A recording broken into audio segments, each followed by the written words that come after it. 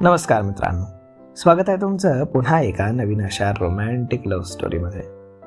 तर मग चला सुरुवात करूयात आजच्या भागाला. गाथा तिला रडत जाताना पाहून शिवनं तिला आवाज दिला. ती थांबली आणि डोळे पुसू लागली.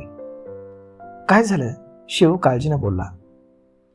यू आर राईट, त्या खडूस माणसासोबत कुणीच आपला टाइम वेस्ट करणार नाही. गाथा नाक वर ओढत बोलली. व्हॉट? शिव न समजून तिला पाहत बोलला. हो, कारण त्यांना कुणाच्याही भावनांची कदर नाही.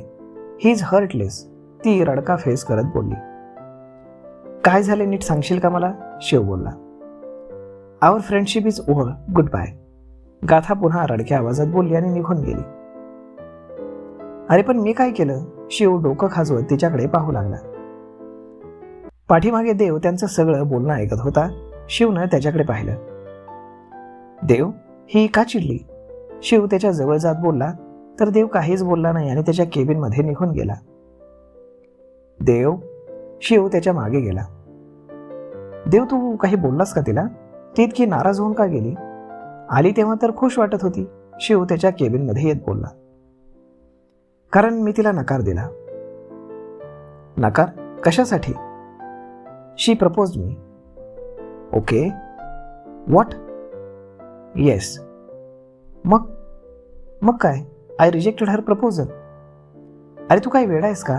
इतकी सुंदर आणि श्रीमंत मुलगी तुला स्वतःहून प्रपोज करत होती आणि तू तिला नाही म्हणालास? Are you mad Shiv? तूही तिच्यासारखं बालिश बोलतोयस. अरे आता यात बालिश काय आहे?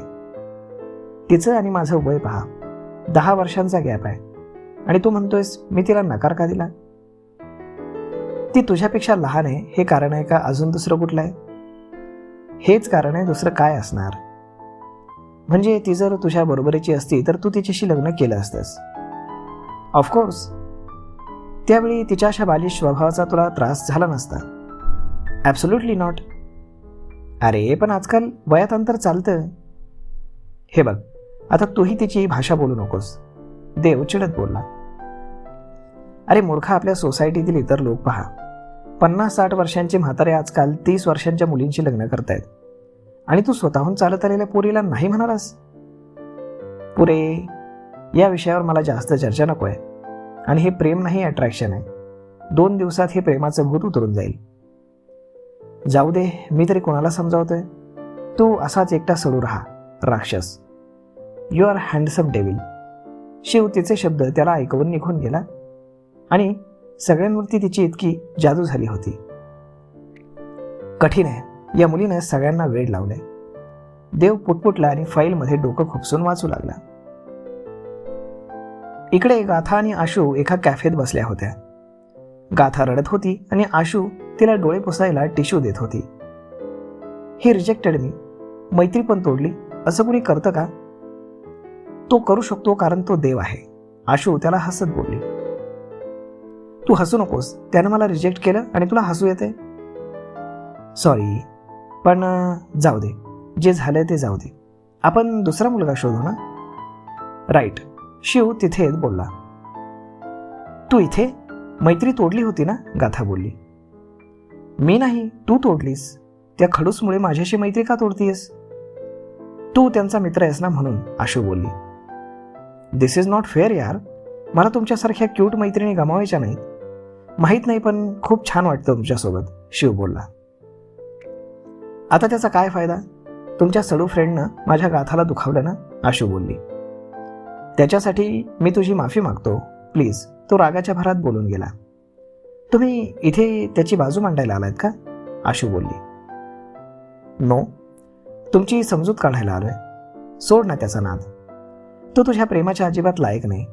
तुला त्याच्यापेक्षा जास्त समजूतदार आणि हँडसम मुलगा मिळेल, शिव बोलला. तुम्हाला दोघांनाही असंच वाटतं ना की मी त्यांच्या पर्सनॅलिटीला पाहून त्यांच्या प्रेमात पडले? हो, आशू बोलली. मलाही तसंच वाटतं. हे प्रेम नाही, अट्रॅक्शन आहे गाथा, शिव बोलला. तुम्ही माझे फ्रेंड्स असून मला ओळखू शकला नाहीत. मला देव त्याच्या लुक्सवरनं नाही तर त्याचा स्वभाव, त्याची शिस्त, त्याची वागणूक आणि संस्कार यामुळे आवडले. ते इतके मोठे डॉक्टर आहेत परंतु त्याचा जराही घमंड नाही त्यांना. कुठेतरी ते मला माझ्यासारखे वाटले आणि मी त्यांच्या प्रेमात पडले. मला इतर मुलींसारखं मुलं बदलत ब्रेकअप करत फिरायला आवडत नाही, म्हणून मी कधीच कुठल्या मुलाच्या अशा प्रकारे जवळ गेले नाही. पण देव त्यांच्याकडे तर मी नकळत ओढली गेले. ते समोर असले की त्यांनाच पाहत बसावंसं वाटतं. ते नसले की त्यांच्या विचारात, त्यांच्या स्वप्नात मी हरवून जाते. माझा दिवस त्यांचं नाव घेऊन सुरू होतो आणि त्यांच्याच नावानं संपतो. मला नाही फरक पडत. अजून 10 वर्षांनी मी त्यांच्यापेक्षा यंग दिसेल आणि ते एजड. माझं प्रेम सदा तरुण राहील, कारण प्रेमाला वय नसतं. ठीक आहे, त्यांनी मला नाकारलं, परंतु मैत्री तोडायची काय गरज होती? म्हणाले असते की गाथा, मी तुझा कधीच होऊ शकत नाही, तर समजून घेतलं असतं मी. नंतर पुन्हा कधी त्यांच्यासमोर हा विषय काढला नसता. जगात काय एकतर्फी प्रेम करणारे नाहीत का? माझ्या हृदयात त्यांच्यासाठी ज्या भावना आहेत, त्यांच्या नकाराने त्या संपणार थोडीच आहेत. माझं पुढेही त्यांच्यावर तितकंच प्रेम असेल. गाथा बोलत होती आणि आशू आणि शिव तिला एकटक चकित होऊन पाहत होते. बालिश गाथा किती छान बोलत होती. हे तू कुठे वाचलंस? आशू बोलली. मी माझ्या मनाचं बोलतीये, गाथा नाक वर ओढत बोलली. वा, दिल छू लिया तुमने, शिव बोलला. तुमच्या दिलाचं काय करायचंय? त्या सोडून तर रिजेक्ट केलं ना, आशू बोलली. तोही ऍक्सेप्ट करेल? म्हणजे त्याचं तुझ्यावर प्रेम आहे, परंतु तो ते मान्य करत नाही का? तेच एज डिफरन्स. पुढे चालून तुमच्यावरून यावर प्रॉब्लेम होतील आणि म्हणून तो तुला स्वीकारत नाहीये. परंतु त्या वेळेला हे कळत नाही की तू वयानं जरी त्याच्यापेक्षा लहान असलीस ना, तरी नाती जपण्यात, सगळ्यांना समजून सावरून घेण्यात त्याच्यापेक्षा कितीतरी पटीनं मोठी आहेस. तुला नाती तोडायला नाही तर जोडायला आवडतात. तू जर त्याच्या आयुष्यात आलीस तर त्याचं घर स्वर्ग बनवून टाकशील. आणि माईला त्याच्यासाठी अशीच मुलगी हवी, जी त्याला सांभाळून घेईल, शिव बोलला. माई? कोण माई? गाथा आशू एकसाथ बोलल्या. माई म्हणजे देवची आजी. त्यांनीच तर त्याच्या आईवडिलांच्या पश्चात त्याला एवढं मोठं डॉक्टर बनवलं, त्याच्यावरती छान संस्कार केलेत. आता त्यांना त्याच्यासाठी एक सुंदर, सोज्वळ, शालीन आणि संस्कारी वधू हवी आहे, शिव बोलला. आणि गाथा आणि आशू एकमेकींना पाहू लागल्या. आणि त्यांची पसंती तू नक्कीच होऊ शकतेस. तू माईला जर पटवलं ना तर देव तुला आपोआप मिळेल, शिव डोळे मिचकावत बोलला. खरंच? मग हे आधी का नाही सांगितलं? मी त्या सडूला कशाला विचारलं असतं, गाथा बोलली. तू तरी मला आधी कुठे सांगितलंस की तू देवला एवढं प्रेम करतेस? हां, तसा मला अंदाज येत होता, पण मला वाटलं जस्ट अट्रॅक्शन असेल, पण प्रकरण एवढं गंभीर असेल मला नव्हतं माहीत, शिव बोलला. त्या मला खरंच सून म्हणून पसंत करतील का? गाथानं विचारलं. तो प्रश्न नंतर, आधी हे सांग, सुंदर, संस्कारी ठीक आहे, पण शालीन आणि सोज्वळ ही काय भानगड आहे? आशू गाथाकडे पाहत बोलली. ते काही अवघड नाही. अंग भरून कपडे घालायचे म्हणजे सोज्वळ, आणि बोलताना हळूवार, नाजूक बोलायचं म्हणजे शालीन.